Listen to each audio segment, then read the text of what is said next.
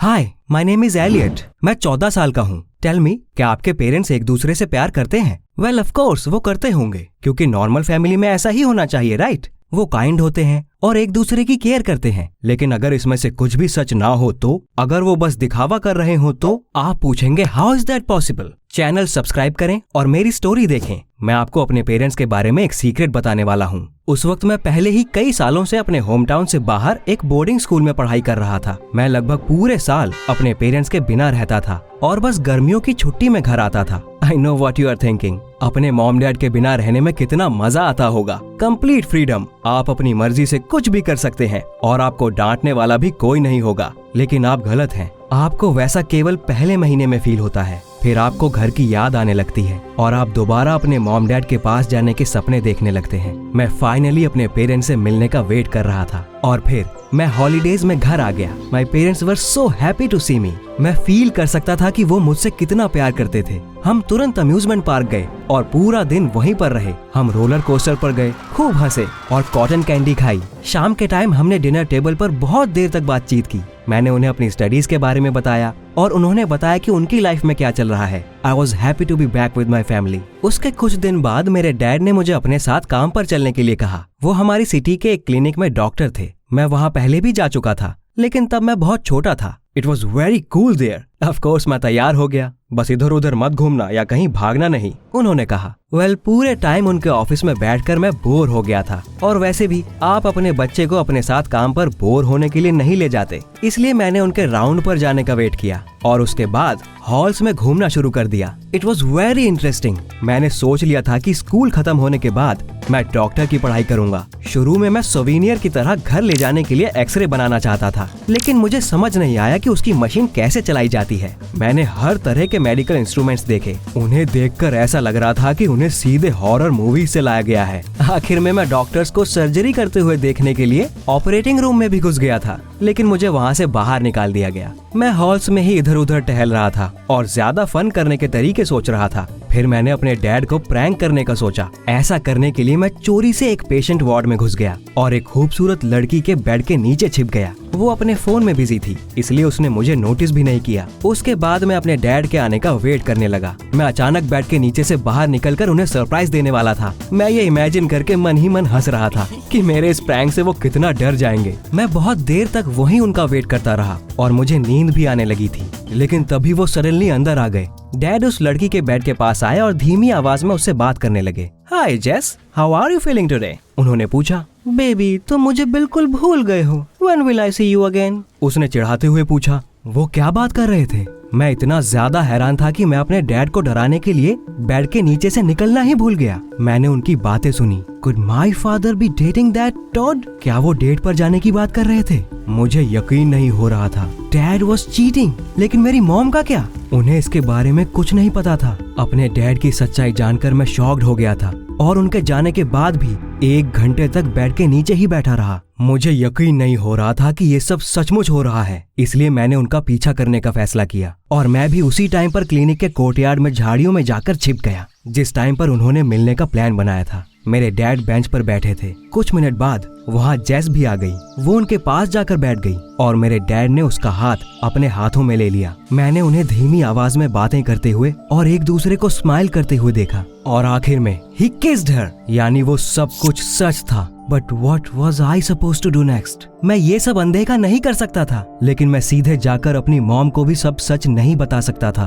तब तो मैं ट्रेटर बन जाता, लेकिन मैं अपने डैड से प्यार करता था। So I decided to let my mother see and find out everything for herself. अगले दिन मैंने अपने डैड से दोबारा उनके साथ क्लिनिक चलने के लिए कहा। मेरी बात सुनकर वो हैरान हो गए, लेकिन फिर मान गए। हॉस्पिटल में मैंने उन्हें और जेस को दोबारा बात करते सुना और मुझे पता चला कि वो अपनी नेक्स्ट डेट पर जाने वाले थे और इसलिए जब उनके मिलने का टाइम हुआ तो मैंने अपनी मॉम को कॉल किया और मुझे फौरन वहाँ से ले जाने के लिए कहा। मैंने बहुत ज्यादा परेशान साउंड करने की कोशिश की ताकि वो भागती हुई मेरे पास चली आए। मैं अपने डैड को उस लड़की के साथ रंगे हाथ पकड़वाना चाहता था, लेकिन उन्होंने कहा कि वो अभी काम में बहुत बिजी है और मुझे लेने नहीं आ सकती। उन्होंने मुझे डैड को कॉल करने के लिए कहा। मेरा प्लान फेल हो गया। क्या मेरी मॉम को कभी कुछ पता नहीं चलेगा? मुझे डर था कि मेरे डैड उन्हें जेस के लिए छोड़ देंगे। शाम को डिनर के वक्त मेरे पेरेंट्स ऐसे बात कर रहे थे जैसे कुछ हुआ ही ना हो। वो एक दूसरे के लिए काइंड और अटेंटिव थे। मेरी मॉम ने पूछा, बाय द वे एलियट, आज तुम्हें क्या हो गया था? Why did you want me to come straight away?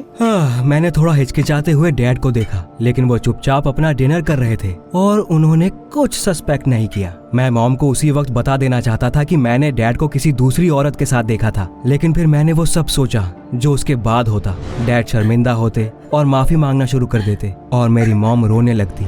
It would be a nightmare. मैं ऐसा नहीं होने दे सकता था, इसलिए मैंने उन्हें एक डम सा रीजन बता दिया। मेरी मॉम हंस पड़ी और फिर मैं सोचने लगा कि मैं उन्हें सच्चाई कैसे बताऊं। अगले दिन मैं घर पर ही रुक गया। मैं डैड को अपनी मॉम को अब और धोखा देते हुए नहीं देख सकता था। मेरे पेरेंट्स काम पर चले गए और मैं घर पर बैठकर अपनी फैमिली को बचाने का रास्ता खोज रहा था। लेकिन मैंने इसके बारे में जितना ज्यादा सोचा, मुझे उतना ही ज्यादा रियलाइज हुआ कि अब मैं इसमें कुछ नहीं कर सकता था। अब मुझे किसी तरह हिम्मत जुटाकर अपनी मॉम को सब कुछ सच सच बताना ही होगा, चाहिए उनके लिए कितना भी हार्ड क्यों ना हो। उनके लिए सच जानना जरूरी था। I made up my mind. मैंने इंटरनेट पर अपनी मॉम के ऑफिस का एड्रेस देखा और उनसे मिलने गया। मुझे नहीं पता था कि सच्चाई जानने के बाद वो क्या करेंगी। वो मेरे डैड से ब्रेकअप कर लेंगी या उन्हें माफ कर देंगी, और अगर ब्रेकअप हुआ तो मैं किसके साथ रहूंगा। मैं सचमुच ये बिलीव करना चाहता था कि सब कुछ ठीक हो जाएगा और मेरे पेरेंट्स एक साथ रहेंगे। ये सब सोचते सोचते मैं मॉम के ऑफिस पहुंच गया। मैंने रिसेप्शन पर उनसे मिलने के लिए कहा,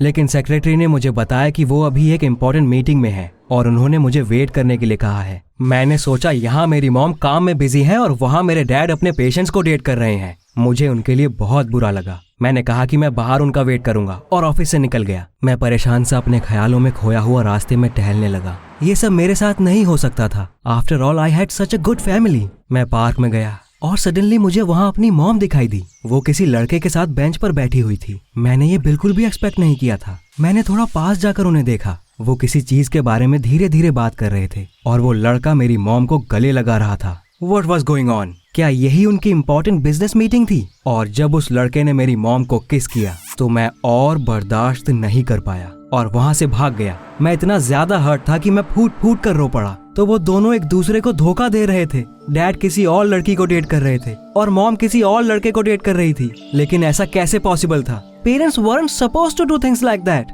मुझे ऐसा लग रहा था कि उन दोनों ने मेरे साथ गलत किया है। शाम को डिनर के टाइम मैंने कुछ नहीं खाया। मुझे बिल्कुल भूख नहीं थी। मैं उन पर चिल्लाना चाहता था। मेरे पेरेंट्स नॉर्मली बातें कर रहे थे। ऐसा लग रहा था जैसे कुछ हुआ ही ना हो। Why are you so upset? मेरे डैड ने पूछा। मुझे तुम्हें अपने साथ ले जाना चाहिए था। तुम्हें देखना चाहिए था आज वहाँ क्या हुआ। मैंने मन में सोचा कि मुझे अच्छे से पता है कि वहाँ क्या हुआ होगा। मेरे डैड उस जेस के साथ दोबारा डेट पर गए होंगे। रिसेप्शनिस्ट ने बताया कि तुम मेरे ऑफिस आए थे। मेरी मॉम ने पूछा, What did you need? मैं उनसे कुछ नहीं बोल पाया। मैंने उनसे कहा कि मेरी तबीयत ठीक नहीं लग रही और फिर मैं अपने रूम में चला गया। I felt horrible. मुझे अपने पेरेंट्स के बारे में एक ऐसा सीक्रेट पता चला था जो वो मुझसे और एक दूसरे से छिपा रहे थे। लेकिन क्या ये सचमुच उनके लिए नॉर्मल था? क्या वो हर चीज से सेटिस्फाइड थे? Where was the family we used to be? यही सोचते सोचते मुझे नींद आ गई। 1 घंटे बाद अपने पेरेंट्स की बातों से मेरी नींद खुली। काफी रात हो चुकी थी, लेकिन वो अभी भी लिविंग रूम में कुछ डिस्कस कर रहे थे। मैं जानना चाहता था कि वो क्या बातें कर रहे हैं, इसलिए मैं चोरी से अपने रूम से बाहर आया। मेरे मॉम डैड लड़ाई नहीं कर रहे थे, वो बस शांति से बातें कर रहे थे, लेकिन काफी नर्वस लग रहे थे। ये सब कब खत्म होगा? अब मैं तुम्हारे साथ और नहीं रह सकती, मेरी मॉम ने कहा। हमें एलियट के लिए पेशेंस रखना होगा। जब वो थोड़ा और बड़ा हो जाएगा और सब समझने लगेगा तो हम ब्रेकअप कर लेंगे, मेरे डैड ने जवाब दिया। उनकी बातें सुनकर मेरी आंखों में आंसू आ गए। उनके बीच का प्यार कब का खत्म हो चुका था। वो एक साथ नहीं रहना चाहते थे, ऐसा होता है, लेकिन वो बस मेरे लिए अभी भी साथ रह रहे थे ताकि मुझे एक रियल फैमिली मिल सके। Well, one that at least looked real. लेकिन मुझे ये नहीं चाहिए। मैं नहीं चाहता कि मेरे पेरेंट्स मेरी वजह से मजबूरी में एक दूसरे के साथ रहें। What do you think I should do? Please video like करें क्योंकि मैं अभी भी अपने पेरेंट्स को एक साथ देखना चाहता हूँ।